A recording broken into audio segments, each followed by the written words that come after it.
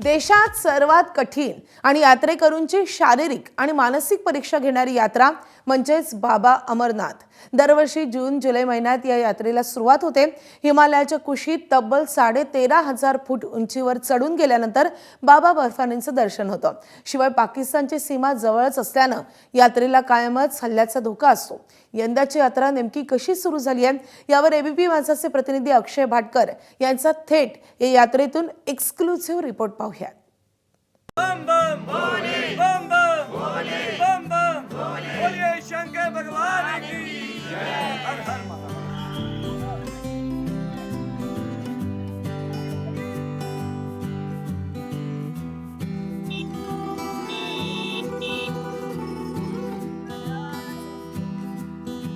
अमरनाथ यात्रा सुरू झालेली आहे 3 जुलै पासून आणि आपण देखील याच अमरनाथ यात्रेमध्ये आलेलो आहोत।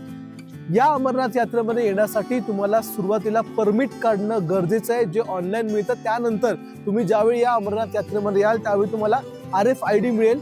RFID मिळाल्याच्या नंतर याच बालताल बेस पर्यंत तुम्हाला यावं लागेल आणि तिथून मग तुमचा खरा प्रवास सुरू होईल ज्योतिर्लिंगापर्यंत।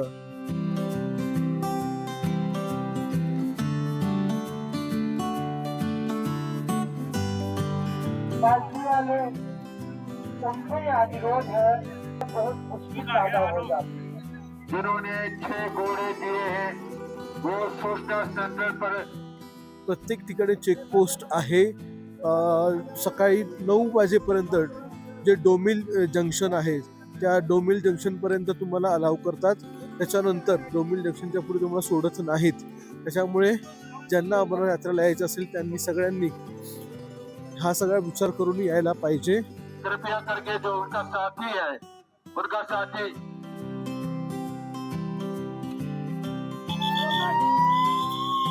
एम्बुलेंस को रास्ता दे, एम्बुलेंस को रास्ता दे।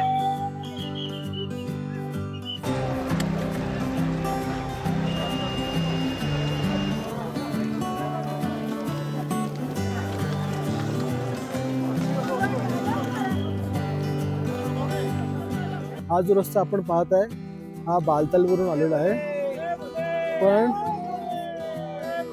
जे घोड्यावरून येतात ते सगळे बालतालवरून येणारे आणि पहलगामवरून येणारे हे सगळे चालत जाणारे श्रद्धाळू आपण पाहू शकता। हे बालतालवरून येणारे आहेत आणि ते देखील हे दोन्ही रस्ते शेवटी जातात बाबा बर्फानीच्या गुफेपर्यंत। समोर आपल्याला ही बाबा बर्फानीची गुफा दिसते।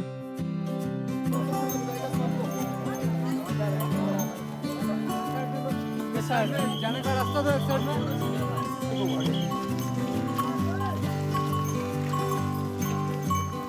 पहलगामवरून येणारा जो रस्ता आहे तो रस्ता जवळपास 42 ते 46 किलोमीटर इतका लांब आहे, पण तो जरा सोपा आहे। बालतालवरून येणारा जो रस्ता आहे तो जरा कठीण आहे, पण तो 16 किलोमीटरचा आहे। त्यामध्ये खूप उंच डोंगर आणि त्या डोंगरांमधून अतिशय तीव्र चढण आणि उतरण आहे। त्याच्यामुळे तिथून येणं जरी लवकर येणं असलं तरी देखील ते कठीण आहे। पहलगामवरून येणं सोपं आहे।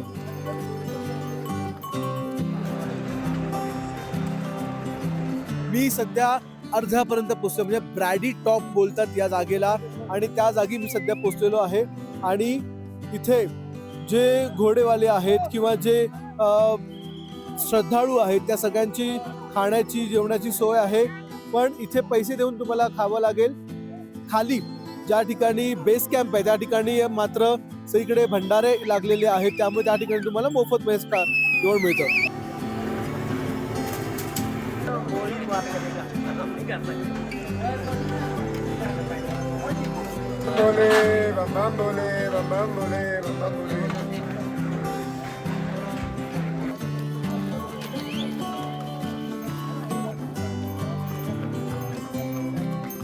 हा इंडियन आर्मीचा मेडिकल कॅम्प अजून 6 किलोमीटर लांब आहे।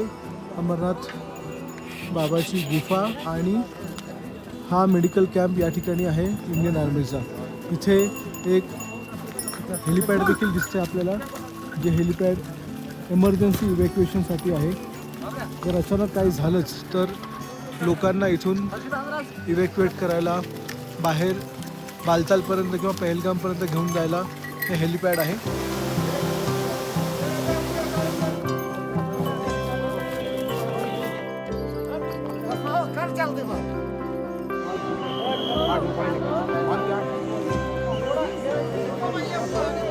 जय बाबा बर्फानी. रात्री 2 वाजता आम्ही घरातून निघालो होतो, टेंटमधून निघालो होतो. त्यानंतर 3 वाजता आम्ही लाईनीत लागलो आणि 12 वाजता आम्ही अमरनाथच्या या पवित्र गुफेसमोर पोहोचलेलो आहे. थोड्याच वेळापूर्वी माझं दर्शन झालं. ज्यावेळी दर्शन होतं, इतक्या मोठ्या विलंबानंतर, इतक्या मोठ्या प्रयत्नानंतर, त्यानंतर डोळ्यातले अश्रू थांबत नाहीत.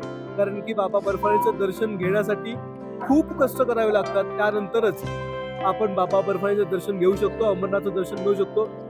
बाबा बर्फानी की हर हर पार्वती पते हर महादेव.